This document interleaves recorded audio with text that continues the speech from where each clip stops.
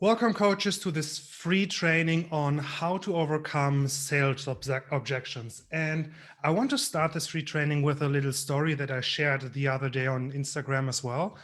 A really good friend of mine, she is a very energetic, social, personal trainer. She loves group coaching and often gets from her group coaching personal nutrition coaching clients. And she had a client and they had a great conversation. The client was super interested in her personal coaching.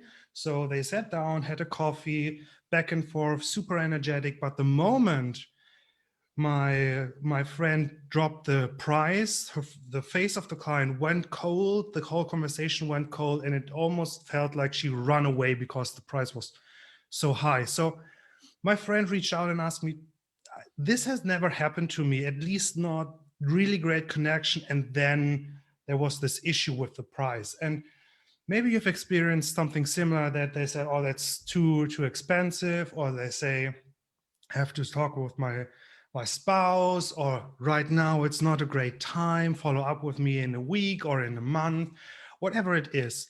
So there are often these issues around clients having excuses or bringing something up why they are not signing up with you.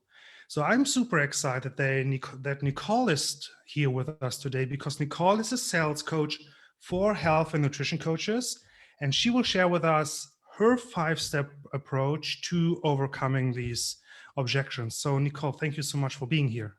Thank you for having me. I love talking about this because I want this world to be a healthier place. And the more people we can empower with the skills that they need to help people step into the better version of themselves and say yes, the better world we will have.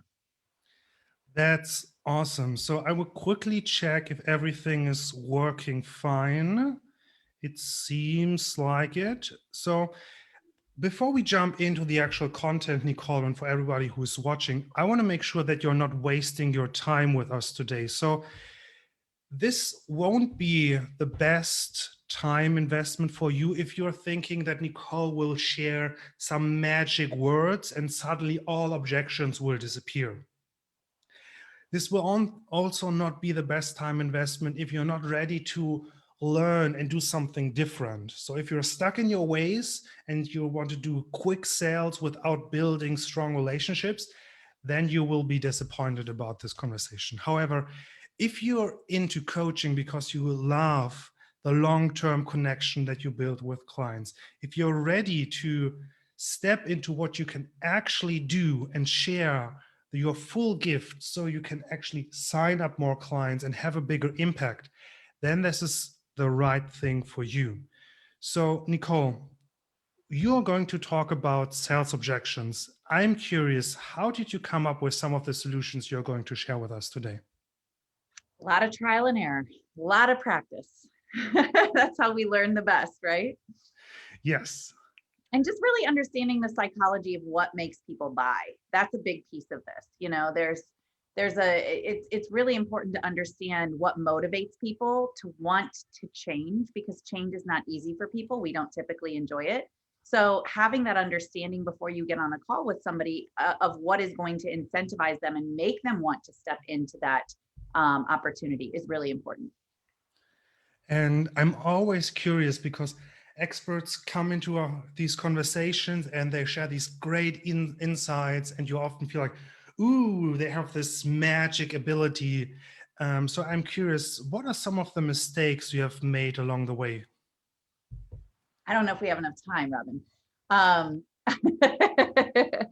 I've made a lot of them. I've made a lot of them. And to be honest with you, I still do.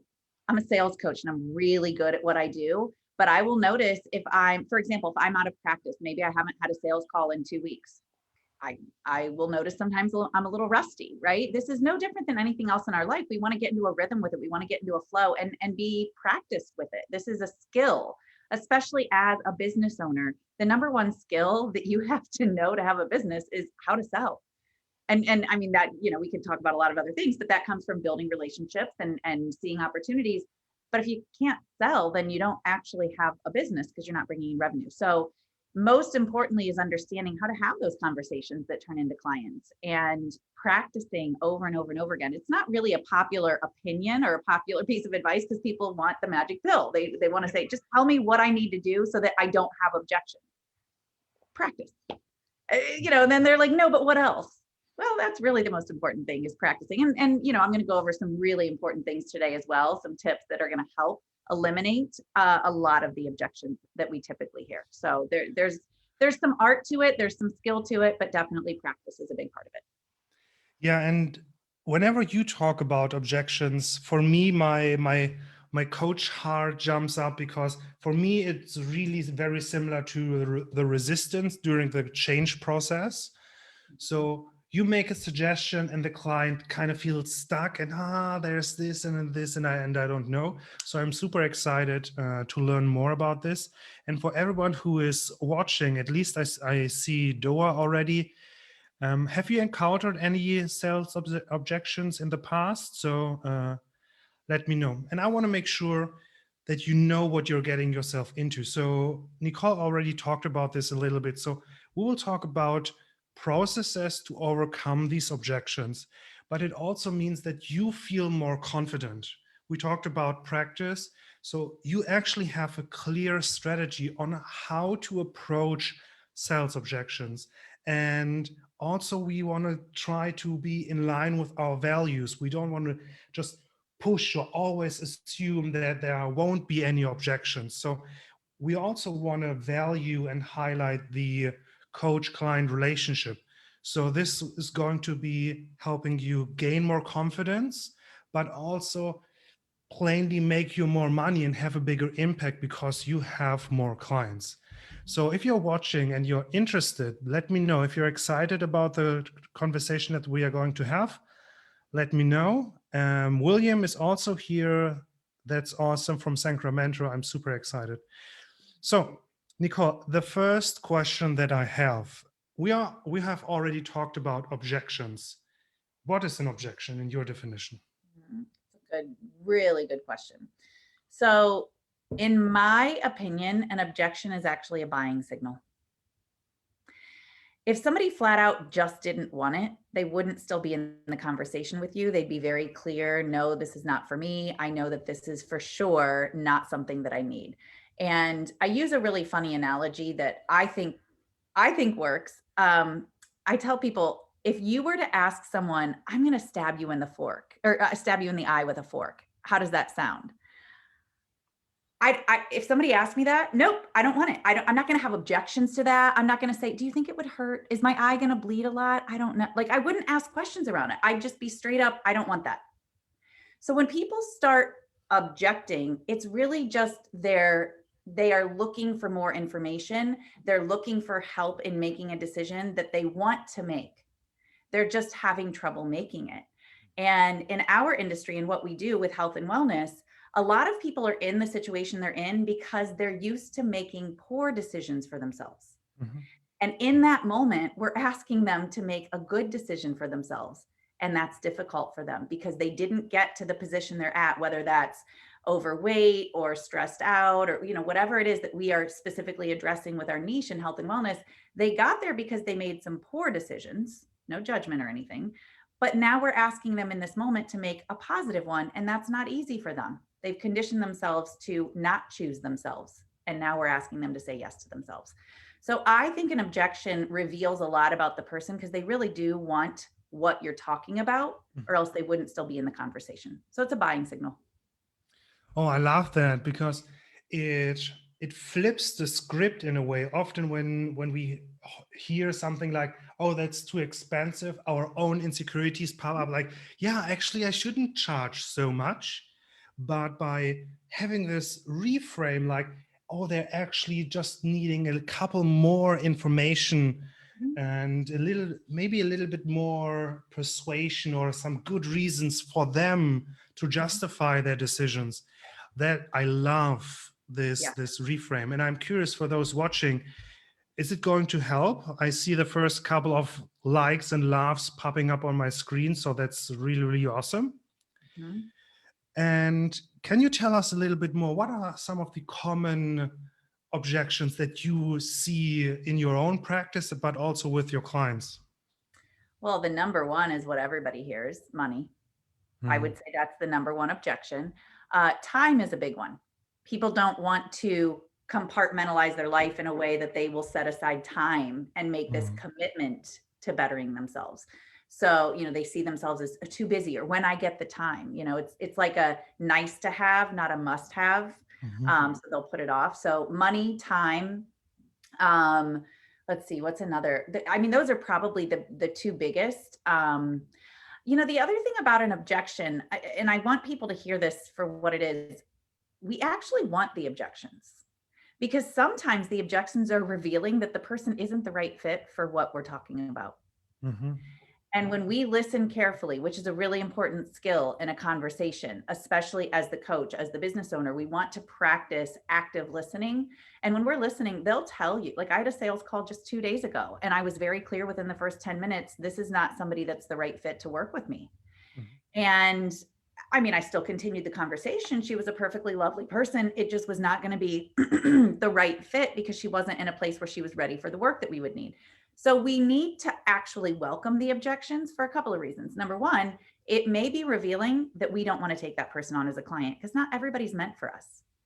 And back in the day when I was very brand new to sales, I used to think I was supposed to overcome every objection. And if I didn't, then I was not good at sales. And I've got to figure that every objection should be overcome. That's actually not the case at all.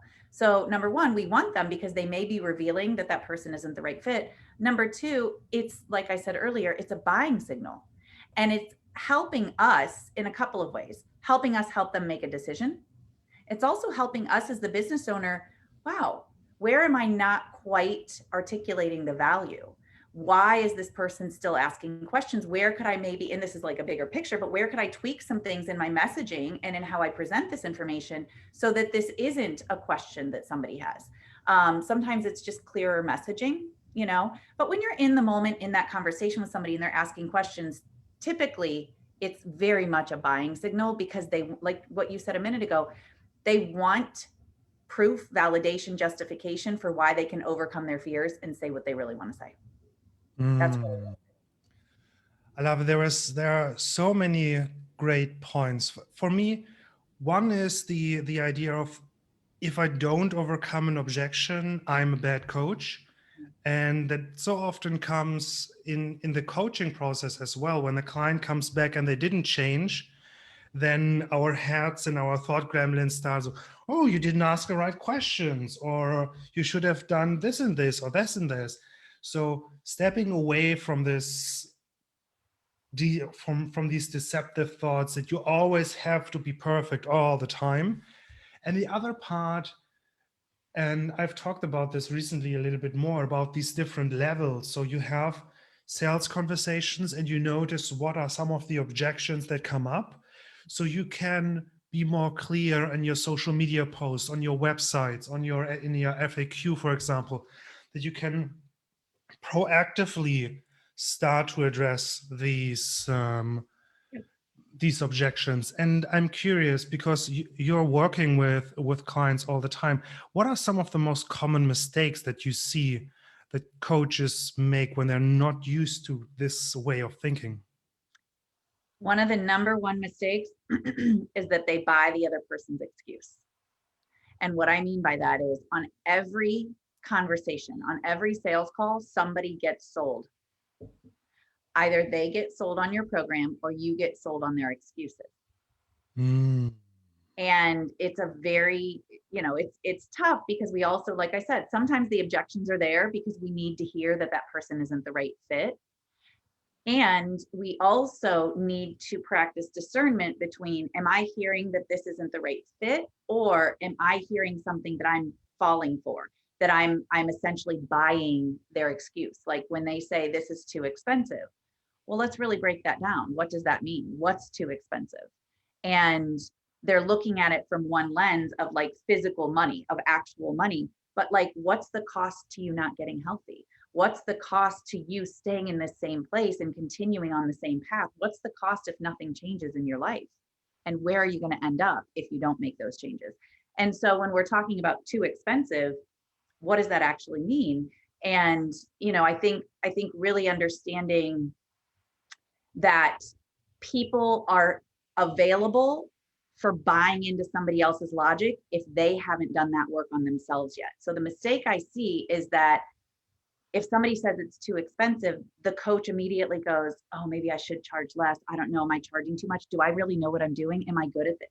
And they go into that just critical self-judgment mode. Basically, it's no different than if somebody came up to you right now and said, you're brushing your teeth wrong.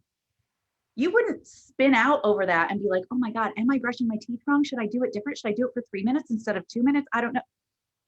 But you're available for going into spin out over that because you still have some maybe wealth consciousness things, some money mindset things that you're working on. And so the mistake that I see is exactly that. People just buy right into, or if somebody's like, well, I don't have the time. Oh, it's no big deal. When you're ready, I'm here for you. I have clients that I've talked to that have done that before. And I'm like, what do you mean? First of all, you might not be ready when they're ready. You don't want to just say like, I'm here and I'm available, because ultimately you want to help that person make a decision that's best for them, and putting off their health may not actually be best for them, but they may not know how to make that decision for themselves. So those are some of the mistakes that I see, that really what we're doing on a call is we're helping somebody say yes to themselves. We're helping them make up their mind. And when we give up too easily to whatever their excuses are, I feel like we're actually not doing that. We're doing them a disservice. They got on that call because they really wanted us to help them say yes. And when we become too available for buying their excuse, like, oh, I don't have the time. Oh, no problem. Oh, it's too expensive. No big deal. I get it. Like where it's almost like, I don't know if I want to say give up too easily, but we just took their reason or their objection at face value and didn't ask any questions around it. And that's the most powerful thing you can do in a conversation, is ask questions, get curious. Yeah, um, that's really what I love so much about your work, because you you start with the coach in this whole journey, and they have to actually be able to withstand the social pressure in a way when somebody says, well, yeah, that's too expensive, and all these feelings come up, or I don't have the time, and all those feelings come up, and they have to stay calm and not just react, but actually to figure out, maybe to even calm themselves for a second, and then to respond in a clear way with a clear thought process. And I'm seeing a couple of comments, so I'm super curious. Have you also noticed these reactions when somebody says it's too expensive, or I have to talk with somebody else, or I don't have the time, that you jump in and you say, oh yeah, of course, I totally understand, that's too much? And I'm super curious to hear that. And I also want to give a quick shout out. So Gail mentioned that she loves how you're describing the process. It makes it makes it feel less slimy and more proactive in regards to clients' needs. And that really is what I super love about your work, Nicole. You really start again with the client in mind. So Yeah. with all that, I'm actually curious, what are the 5 steps to overcome these objections? Good question. So the first one is reframing your mindset about what an objection actually is, which we've talked about a little bit so far. It's really just a buying signal. It also may be a red flag for that person isn't the right fit for me. So we've got to understand an objection is not about us.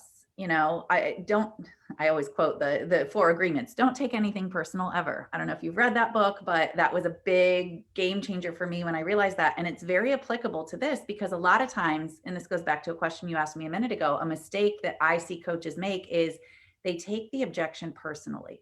Mm-hmm. They take it as if it's about them. And you made a really good point a minute ago. And this is, what my body of work is all about.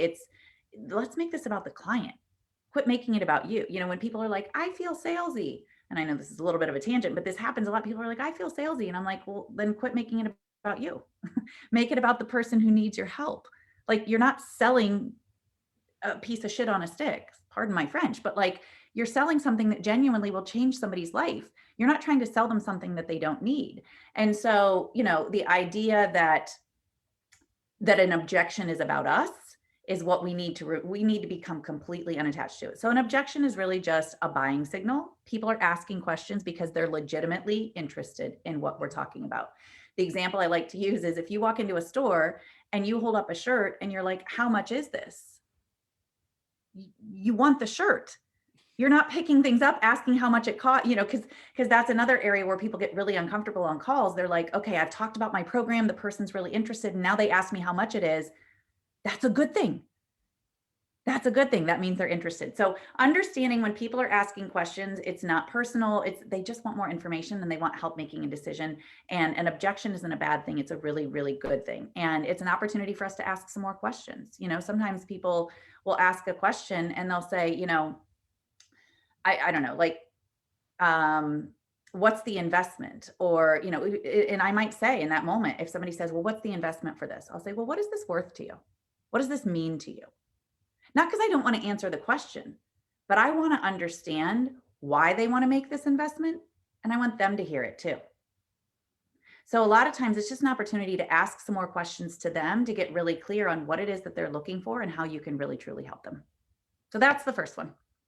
Reframe your mindset.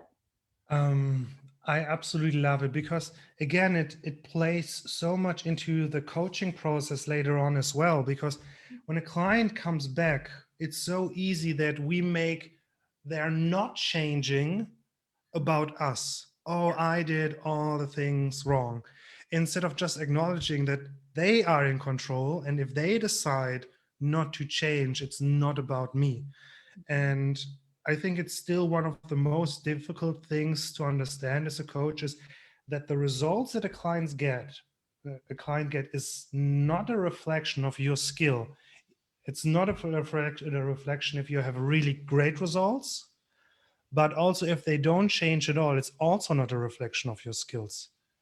It has nothing to do with you. Yes. So step one, changing the mindset. What's step two? Something else I wanted to say about changing the mindset as well. Throughout your entire, let's say that person at the end of the call does say yes to you. That's not going to be their last time that they give you objections. Throughout your entire work with them, you're going to be asking them to make changes to their lifestyle, to their habits, better choices. They're going to have objections to all of that. People don't like change. People don't do change well. They're coming to you as their coach because they trust and believe that you can help them achieve these results. And they trust you and like you enough to know that you'll push them and nudge them even when their fears come up, because that's what objections really are, right? It's just their fears like, will this really work for me? I don't know. They're going to have a lot of objections, not just on the actual sales call, but throughout all of your work together. So I don't want to say get used to it because the objections are coming, but get used to it. Develop a different relationship and feeling around what the objection actually is. It's your opportunity to help that person through their fears. That's really what that's all about. So that's important to reframe the mindset. The second one, qualify before you ever get into the conversation with them, before you even get on the call. Qualify. And this goes back to what we were talking about earlier. When you are on a call and somebody's giving you some objections or they're asking some questions where you're like, oh, wow, I wonder why they're asking me this. Well, where could you go back in your content, in your messaging, and refine some things so that, or like you said, in your FAQs, maybe on your sales page, where could you refine some of these things so that that question isn't coming up so often? And it may just be you kind of getting clearer on how you articulate your message. So qualifying before the call is really important. And when you're on calls, take good notes about what people are asking questions around, and then go put that in your content. Because one of the best ways to eliminate objections is to talk about them and address them head on in any content that you put out there. For example, a lot of my people come to me, and one of the objections I hear very often, some of your people might be using this one themselves, they can't start selling until they start a website. Well, I've got to have my website set up. And I'm like, I got so sick of hearing that excuse over and over again. Well, I can't do that. Let me get my website in order and then I'll be ready. What the hell does a website have to do with you helping people? It doesn't. In the meantime, people are dying. In the meantime, people don't know how to take care of themselves. In the meantime, you've got secrets and tips and tricks that you've learned that you're not putting out there in the world to help people with because you're putting a website in the way. And so what I started doing is on all of my content, on all of my messaging and my live videos, I talk about it. I'm like, you don't need a website before you start helping people. Come on. So guess what happened? I get on sales calls and guess what people don't say anymore? They don't tell me that they need a website, because if they've been listening to me for any period of time, they've heard me talk about the fact that you don't need a website to be a working coach. And so when we address the objection in our content, it tends to start to dissolve. There's your magic pill. You want to make the objections dissolve? Talk about them in your content. When you're talking to your community, however you show up, however you put content out in the world, put the objections right out there in there and address them head on. And what I think is so important here, at least that I noticed it in my content, in the area where I am working, often you see videos and websites that are very similar, almost like they're copying themselves. So everyone reads the content of everybody else. And talking about this more emotional aspects of some things really helps you stand out from others, because very often the techniques are very similar, but if people are not very used to coaching people, they don't see that there's actually often this emotional barrier. So by talking about these objections or talking about resistance, you often can stand out in a way because you communicate much more clearly to the client experience. Mm-hmm. Yep. I have a follow-up question actually here.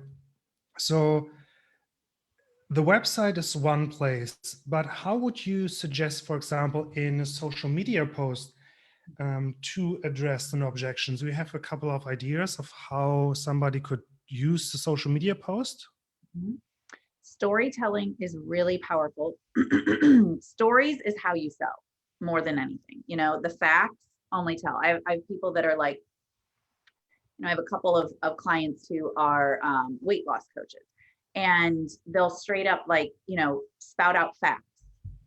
That's helpful. That's fine. I'm not saying don't put facts out into the world, but when you tell story about maybe a client success, maybe something that you helped a client achieve, that's what really captivates people. That's what pulls them in. And from one of my sales coaches, his name is Phil Jones. He's amazing, an amazing author and speaker. Learned a lot from him. One of the things that he always says is the facts only tell while the story sells. So in a social media post, I would tell a story about, like for me, for example, I would tell a story about how I helped a client make a $9,000 sale and she didn't have a website. That's a true story. That's exactly what I helped one of my clients with, and she didn't have a website. So, using social proof, using third-party positioning to help explain whatever that messaging is that you're trying to relay is really a powerful way to do it, versus just, you don't need a website. That doesn't really convince anybody, but telling a story around it is really powerful. So that's what I always suggest, is tell stories. That's what captivates people and pulls them in. Awesome. We covered step 1 and 2. What's step 3? Step 3 is handle the objection before it handles you.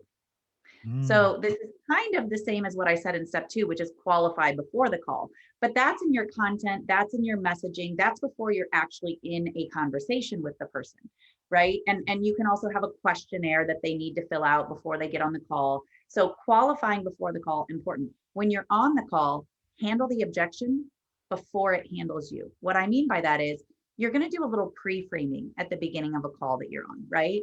Hey, how are you? Thanks for making time for this call. Maybe you'll talk about, I don't know, maybe the person has a cat that has the same name as your cat, or, whatever. Have your pleasantries, be a human being.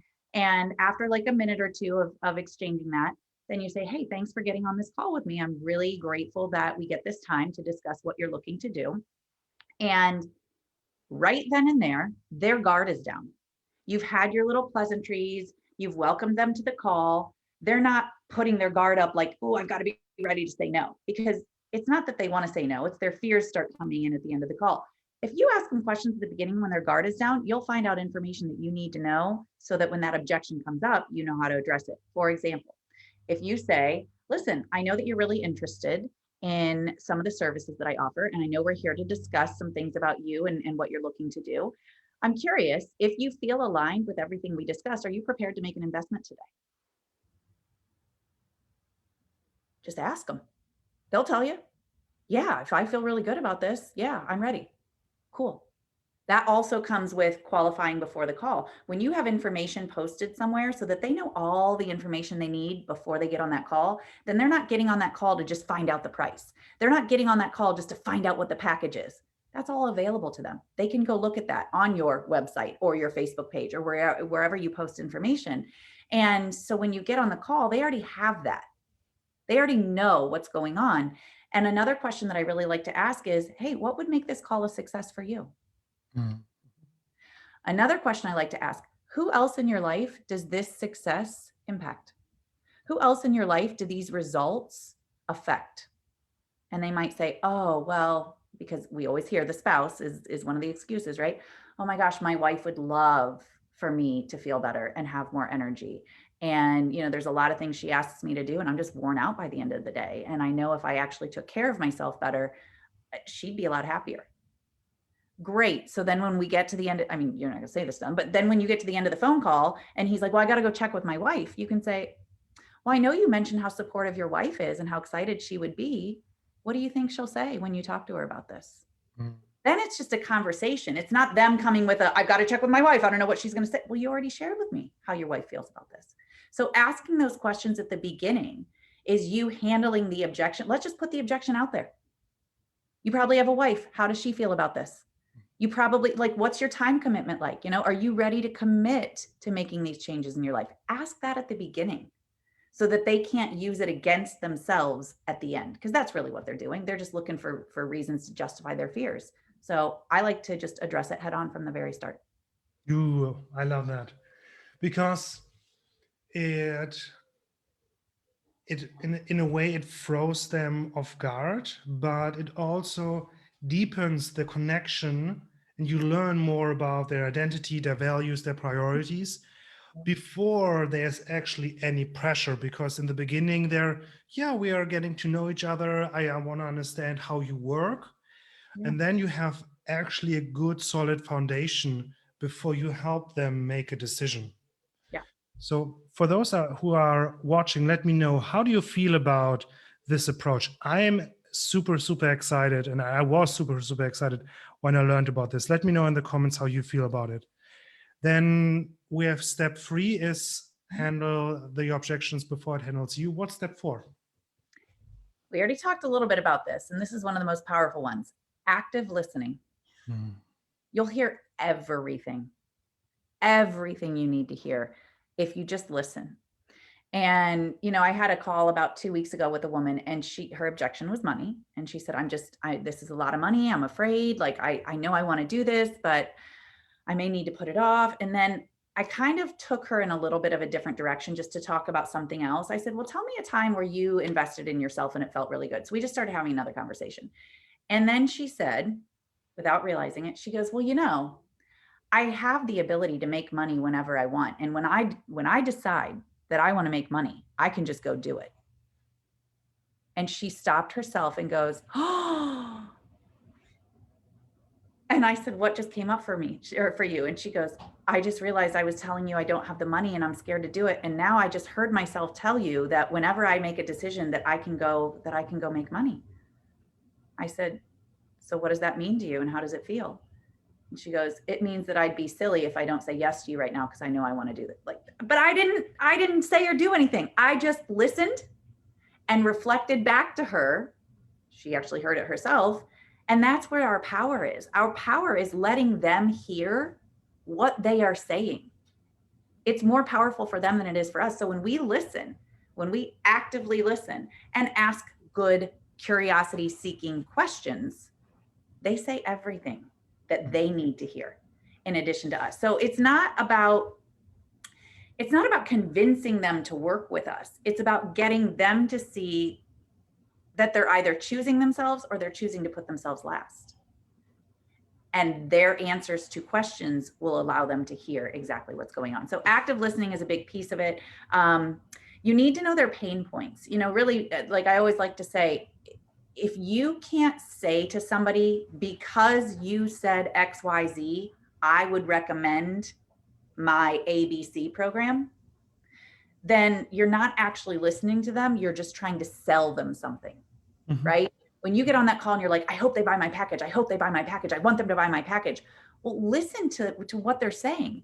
Is your package, is your service actually fitting what they're telling you? And when you're listening and you're actively listening to what they're saying, then you can say, well, because you shared with me that playing with your grandkids is not an option for you right now because you don't have the money, or the money, because you don't have the energy. And you also said that, you just don't feel good in the morning and you don't get out of bed on time. Because you said those things, my program addresses that specific, and then you're making a recommendation based on what their pain points are, what they shared with you. You're not just saying, hey, you need to buy my package, because you're listening to what their reasons were for needing it. And that's a really powerful way. And listening is how you do that.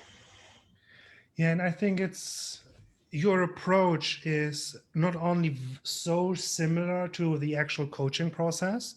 So I think that is what I really want to highlight in your approach as well, because coaches so often think that coaching and selling is so different. But then the way you approach selling or the sales conversation is actually a short coaching conversation. Mm-hmm. So if you're really good at coaching, you're already really good at overcoming objections, overcoming the resistance, whatever you want to call it, and help the client make a decision. And the other part that I love the way how you explain things is you can always take this up a notch from listening very closely. What are the decisions that your clients make? What is important to them to make the sales decisions? If you then make notes, you have very clear ideas of what to talk about on your website if you decide eventually to create one, or what are the pain points that you use in the beginning of your social media posts to draw them in, Yep. or in the end when you say, oh, if you want to have more energy with your grandkids, Mm-hmm. DM me so we can talk about it. Yep. I love how this in a way levels up. The more you do it, the better you will get. Absolutely. Absolutely. You want to know what to post on social media? Have some more conversations with people who are interested in your work. Take good notes on what they say. There's your content.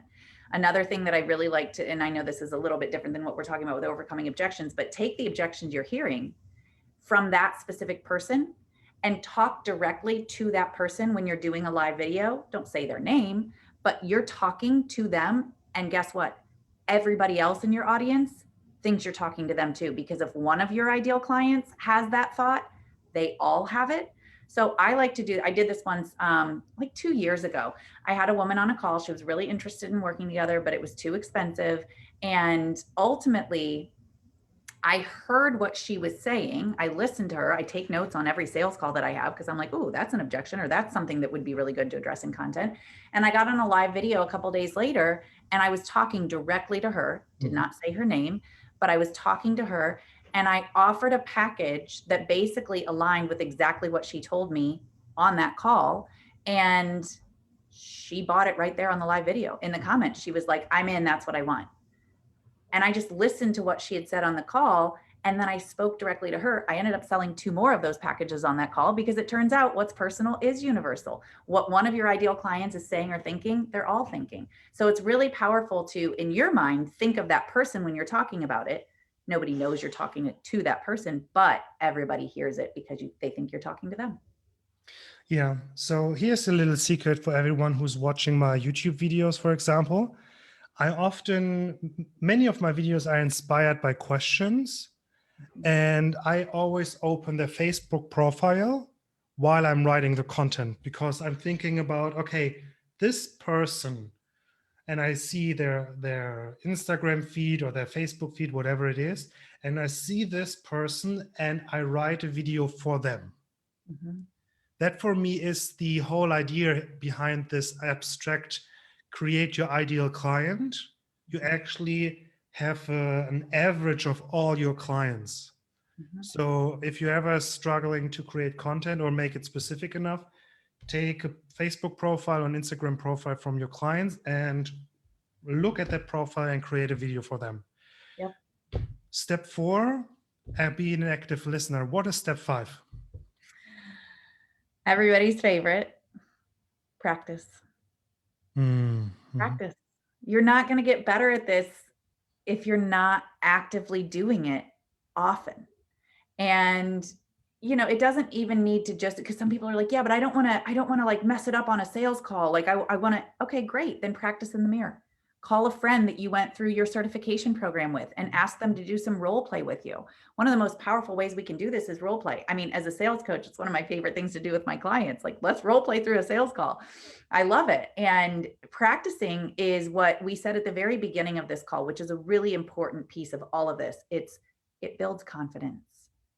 Your confidence, like if I would pull up calls that I was doing 3 years ago versus calls that I do now, I guarantee, and I'm a sales coach and I know this stuff, you would see a very different version of me, because with practice comes confidence and conviction and clarity in who you are and how you're showing up.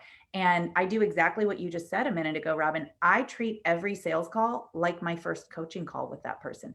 That's my first opportunity to show them how I will show up for them as a coach. Because just like I said, you're not going to hear objections on the sales call and then never hear them again. You're going to hear them throughout your entire work with that person. You will always be selling to them, or call it always be coaching. And, with the money objection, for example, here's a really powerful way that I like to overcome that objection. When people say, oh, that's really expensive. Yeah, I'm not going to sit here and tell you that that's not a lot of money. Like, I get that this is a big deal. This is a big investment. This is a big decision for you to make. And there's going to be a lot of other things that I'm going to be asking you to do during our time together that are going to make you feel really uncomfortable. And I got to be honest, for you to achieve the results that you're telling me that you want to achieve, there's going to be some changes that you're going to need to make. And a lot of our work is going to feel uncomfortable. This is your first opportunity to prove to me that you're willing to go there. This is your first opportunity to prove to me how serious you are to put some skin in the game, because there's going to be a lot of things that I'm going to ask you to do, and I'm going to need to know you're going to be ready to do them, or else I don't know if you can achieve these results without having that dedication and that commitment. And this is your opportunity to show me that. Ooh. Yeah, if they're still not ready, okay, cool. But I'm going to ask you to do a lot of things that are uncomfortable. This is just one of them. And I love how you again switch the script, or you flip the script and you switch positions from very often it feels like the coach almost like, please buy my package. And in this way you're changing the dynamic in a way of saying, I'm offering this, and this is not for everyone. This is an exclusive thing. This is only for people who are really interested and who want to get things done and who want to reach their goals. So are you ready to meet my standards instead of please give me some money? Right. Ooh, I love that. There's lower priced programs out there. There's lower priced options. I'm very clear you're on a call with me because you want what I have. I'm not going to take any kind of slack around like, oh, my program's too expensive. Then go find one that's not. Like the Mercedes dealership isn't sitting around worried about the fact that people can't afford that. There are some people that can't afford a Mercedes, but you know what? There's other levels of cars that they can go get. Mercedes isn't like, oh, well, I don't know, we can maybe make a deal for you and maybe work it. No, go buy something different. Maybe this isn't the right one for you. And that's not saying it without compassion or care for the other person. It's just maybe this isn't the right fit for you. This is how I do my work. If it feels right for you, then let's talk about how you can make this happen. If not, that's okay too. Might not be for you. I love our conversation, and I definitely have a million more questions, but I want to be conscious of your time and everybody else. Can you tell us a little bit more? Where can people learn more about your approach and how they can get in contact with you? Yes, thank you. I am, so my approach is, I mean, you've heard a lot of it here. It's really client focused, and it's making it about them, and also holding strong to our own understanding of what we do and how powerful our work is, and not making ourselves wrong if somebody has an objection to it. That doesn't mean you're doing anything wrong with your work. So I talk a lot about that in my Facebook group, Nicole Sales Superstars. I do free trainings every Tuesday on sales and money mindset. Again, it's Nicole Sales Superstars. It's my free Facebook group. And then I also have an Instagram profile called Healthy Steps with Nicole.